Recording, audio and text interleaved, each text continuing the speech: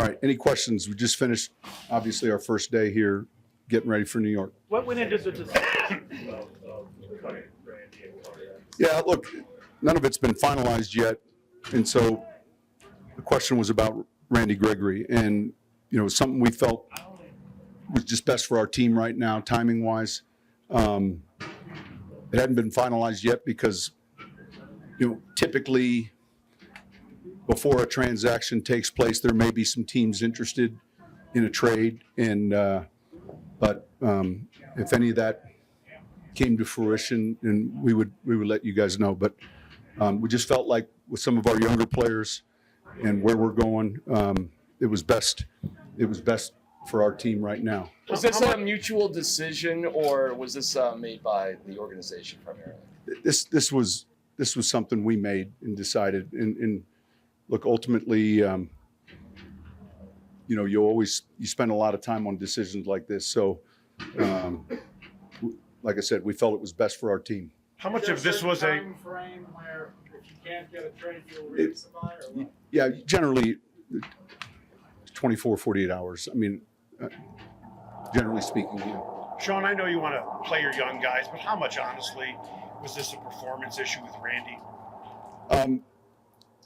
In fairness to the question, there was a number of things. Because you benched him. Yeah, no, listen, well, he played 30 snaps last week. Right. And so we just felt like these other guys were playing better. And, that happens in this league. Shoot, we want the best players possible. And so, there was a combination of things. But, yeah, and those other guys stepped up and are, we feel like they're playing better. I don't know that there's any message other than, hey, this is, that these guys are getting more work, more reps, and they understand the business of it. No, I think I just answered that, but no. Coach, you've been aggravated by the false starts. I know probably at the top of the list or high on the list. How can you practice? Well, we started. Listen, we got to look at the cadence. We got to look at the communication. One of the things we talked about that we got to constantly work on today. We're filming the huddle, coming out of the huddle, getting set quicker. The operation. But certainly in a game like that, where we win, I don't want that something that we look back on and say, man, we didn't address it. So it's something that we're paying close attention to. Sean, But it starts to answer your question. It starts when you say, how do you practice? It starts with, all right, the cadence vocabulary, how much can we reduce that? And then and then tying it in with when we're shifting and motioning, because sometimes, when you're in your stance a while and there's emotion, there's movement. So there's a number of things that I think that go into it. Excuse me. Yeah. You talked about the race to improve in the first 4 weeks. Where did the improvement come? Yeah, look, it's a fair question, and I think I'd like to say that, I felt this way after the win, and I was a little bit guarded. I was excited we fought back. Clearly, we're playing well in the kicking game right now. Offensively, I feel like we can be a lot more efficient, and then defensively, the number one thing are these explosives. Especially with the type of defense we're playing, that has to get cleaned up. And so would I have liked to be sitting here at the quarter pole 4 weeks in where those things, yeah, I would. And yet, it's still something that we have to see each week addressed and get cleaned up. Offensively, I mentioned it relative to the operation.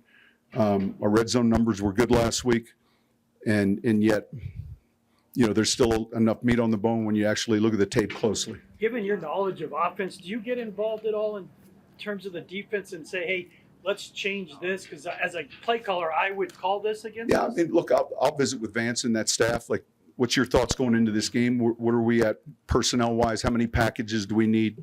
We'll talk about game day activations early in the week, and then, periodically, hey, how are we eliminating one of their better players? This week we're seeing, one of these elite receivers who was Rookie of the Year a year ago. He gets a lot of targets.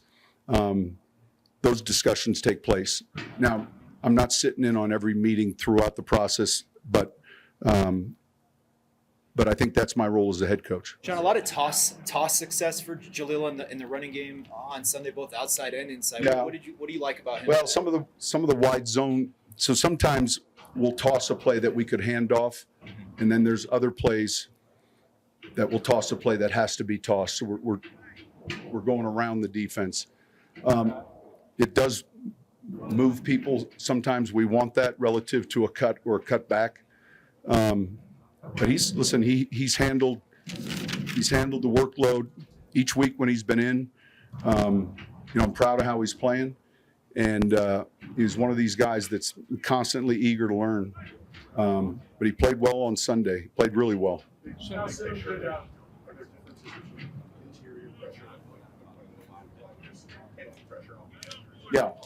Yeah. So the question is inside pressure versus outside pressure, and we're not talking about dog or blitzes.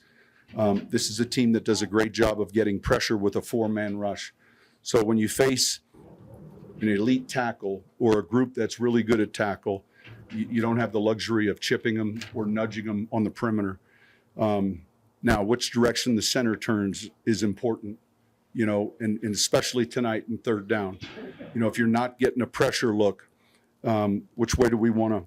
Because when the center turns, towards Aaron Donald, for instance, you'd like to do that. Now they're smart enough sometimes to not allow that to happen, cover the center up, but there are nuances that become problematic. And the biggest problem that always exists is that 3-yard spot behind the quarterback. If that turf gets occupied by the defense, it becomes hard to play quarterback. We'll see. I think PJ's a little further along than Barron, and with Barron, he's got a 21-day window, and we just want to be smart. Again, these guys have missed a lot of football reps, training camp, et cetera. So we'll go day by day, and we have some goals, but I'd rather not get into those. With those two guys when you're looking at the sort of glide path, and then also just having the game on Thursday next week, does that change your prep with them and then more general? No, there's nothing that changes with them. With them, it's being smart, diligent, trusting the medical staff, trusting the player, talking with them, and monitoring the progress. And so it wouldn't impact. I know we play Thursday next week, but they're, what's the term? Re-entry, if you will, and it takes a minute, and so you can't just replace, 4 weeks of training camp in a week and a half. But I think the two of them are obviously different injuries and different stages. Sean, I'm sorry. What impresses you most about this Jets defense? I'd say it's physical. I'd say they're extremely well coached. They're extremely talented. If you go back and Robert was with San Francisco, we played him a couple times when I was in New Orleans, 19 and 20, and then he goes to New York in 21. I think we played him in 21 with the Jets, and so there's some things that you see that carry over scheme-wise. Now, as you begin to add new players into this scheme, corners, safeties, the defensive linemen, the inside linebacker, this is a real physical front. They give you a handful of looks, but the looks they're giving you aren't complex. What they do in those looks, though, that they do very well. And so when you put the tape on, they're tough in the red zone, extremely hard in the red zone. But I think it's a heavy team. What I mean by that, when you're running the ball, you're seeing two really good inside players. Obviously, the edge players the same way. So, when you put a good scheme, good coaching with really good talent, you end up with a defense like this.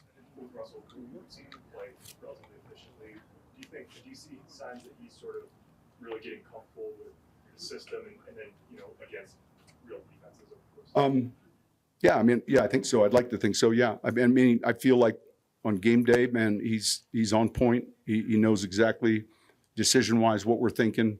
I can't think of situations where I'm sitting there looking at the iPad or I look at the picture still and wondering, why he's locked in. He's playing well. With the Jets specifically, Quinton Williams, Mosley, and Sauce, can you just tell us what you think about those three? Those are elite players. Let's just start with the corner. High draft pick a year ago, rookie of the year. He's long. He can run. He's sticky. So, generally speaking, he's to our right.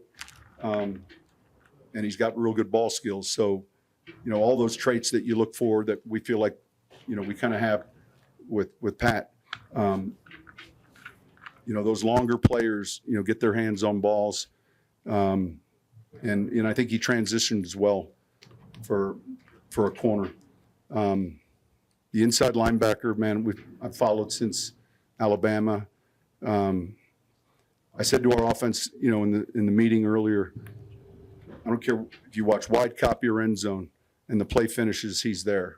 And whether he made the tackle or not, he's off the ball. A tick deeper maybe than some Mike linebackers, but sideline to sideline, he too is heavy and strong. So there's not a lot of leaky yardage when he hits you. And then inside, they play right and left, and so the suddenness and the athleticism of the tackles, and you see it with penetration, you see it with minus plays.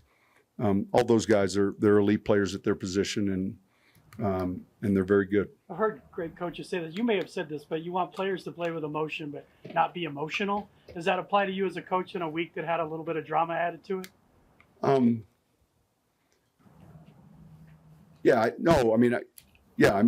I typically when we're preparing our players, it's a game you always play with emotion. Now, relative to me, I'm up there with candles burning, looking at film, and I'm dealing with these problems that you're talking about right now. All right, the corner, the tackle, the Mike linebacker, those are the immediate challenges. And that's right where it's at.